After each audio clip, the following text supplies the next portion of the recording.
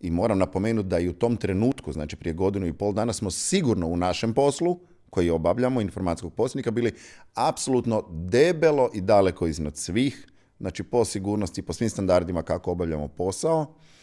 Onda kad je Vizma došla i kad smo počeli prolaziti kroz Vizmine security i ostale programe, onda zapravo smo shvatili, znači oni imaju i silver, i golden, i platinum tier.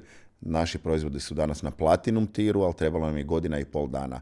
Bili smo više manje na srebrnom. Znači, je li to znači najviša razina sigurnosti koju sada svijet poznaje u informatičkom poslovanju, apsolutno, digitalnom poslovanju?